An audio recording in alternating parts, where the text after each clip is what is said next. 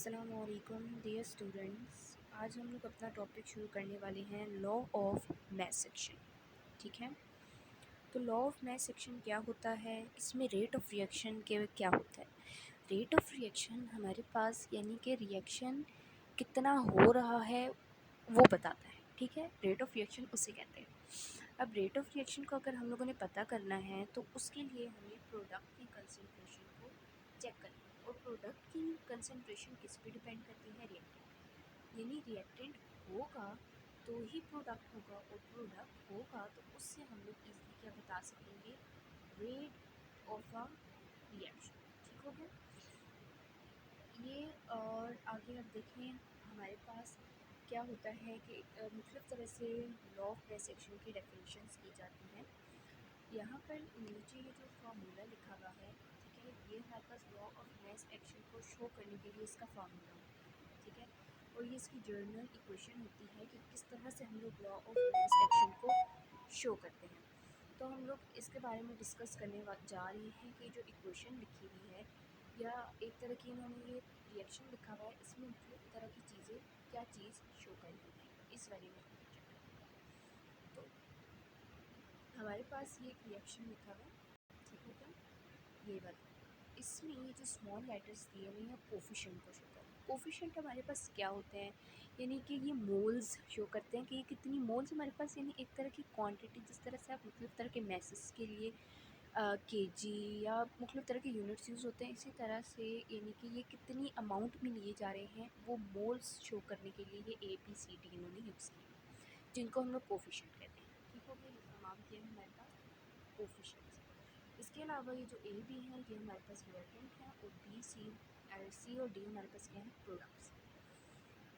ठीक हो गया। अब हमारे पास जो लॉ ऑफ मैस सेक्शन है वो किसी भी रिएक्शन के रेट को बताता है जो कि प्रोडक्ट और रिएक्टेंट की कंसंट्रेशन पे डिपेंड करती है।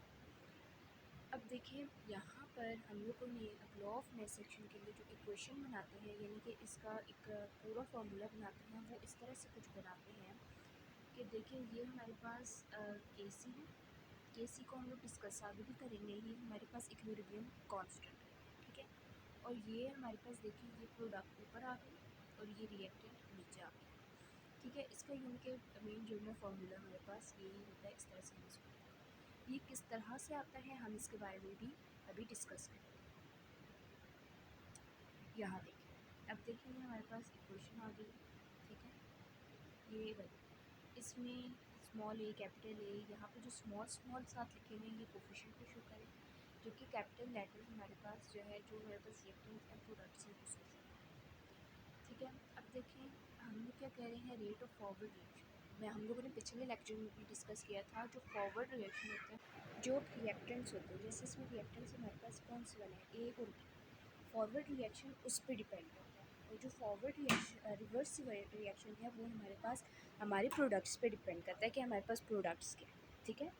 अब इन्होंने सिंपली हमारे पास रेट के बारे में डिस्कस ये कर रहे हैं कि जो रेट ऑफ फॉरवर्ड रिएक्शन है वो डायरेक्टली प्रोपोर्शन है ए उसका कोफिशिएंट, यानी कि जो साथ में हमारे पास ये कोफिशिएंट्स होते हैं, जो स्मॉल इसके मोल्स लिखे हुए होते हैं, ये हमारे पास ब्रैकेट के ऊपर आते हैं, ठीक है। इससे यहाँ पर इसके ऊपर लिखे जाते हैं। यहाँ पर डायरेक्टली प्रोपोर्शन यानी कहने मतलब फॉरवर्ड रिएक्शन कितना होगा वो डिपेंड करता है कि कितनी हमारे पास रिएक्टेंट यानी ए और बी की हमारे पास कितनी कंसंट्रेशन। अब देखिए इसी तरह से रिवर्स रिएक्शन भी डायरेक्टली प्रोपोर्शन है कि रिवर्स जो है हमारे पास रिवर्स रिएक्शन में यानी प्रोडक्ट की क्या कंसंट्रेशन है वो ये शो करेगी। ठीक हो गया। अब हमारे पास यहाँ पर ये जो सिंपली है डायरेक्टली प्रोपोर्शन, इसका जो है इसे हटा के यहाँ पर कांस्टेंट लगाया है KF, ठीक है, यानी जो कि फॉरवर्ड रिएक्शन को शो कर रहा है।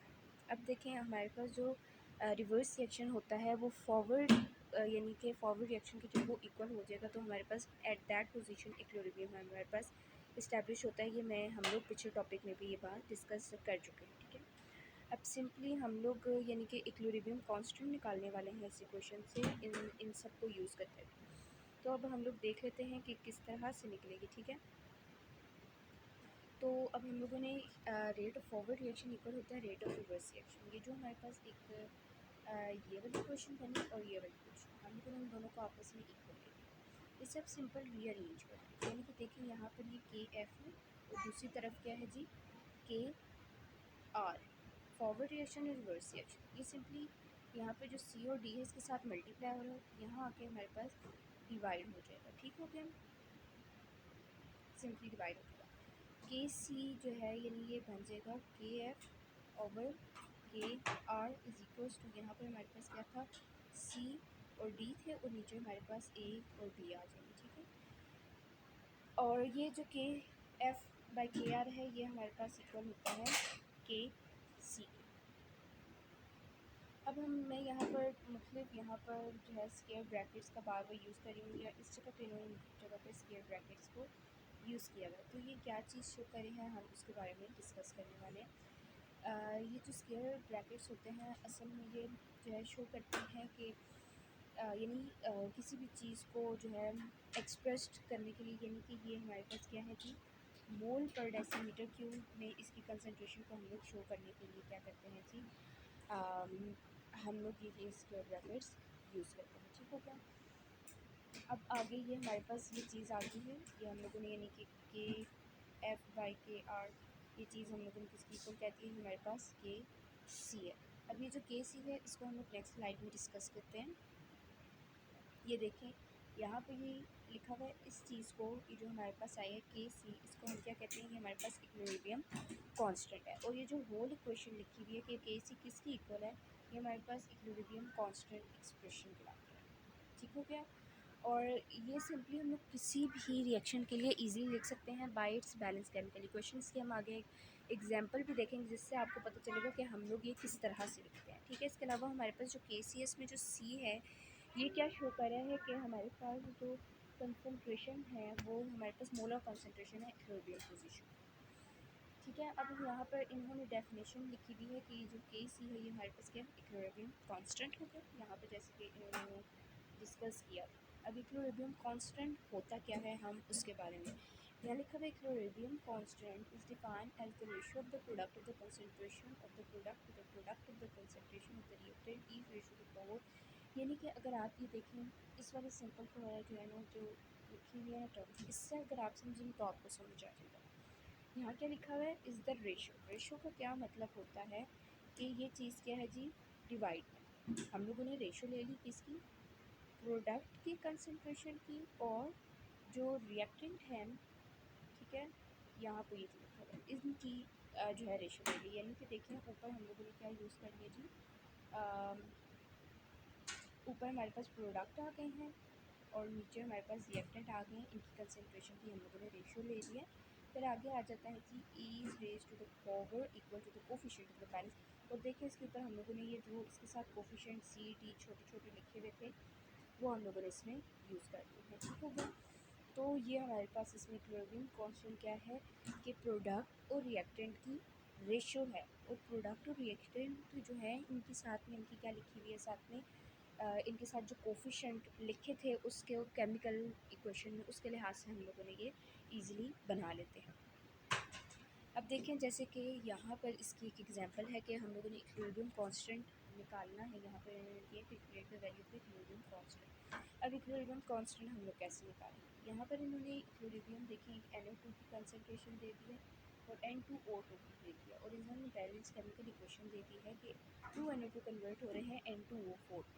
ठीक है, हम लोगों ने अभी पढ़ा था कि देखिए प्रोडक्ट ऊपर आ जाते हैं, रिएक्टेंट नीचे। प्रोडक्ट हम लोगों ने ऊपर लिख दिया, रिएक्टेंट नीचे।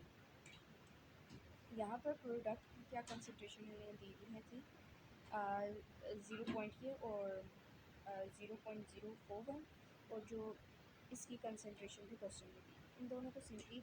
और देखिए इसके यहाँ पर कोफिशिएंट में हमारे पास साथ में क्या लिखा हुआ है, 2 लिखा हुआ है ये, ठीक है, ये जगह तो ये 2 लिखा हुआ है, ये हमारे पास कोफिशिएंट है, इस वजह से हम लोगों ने इस जगह पे 2 लिख दिया है।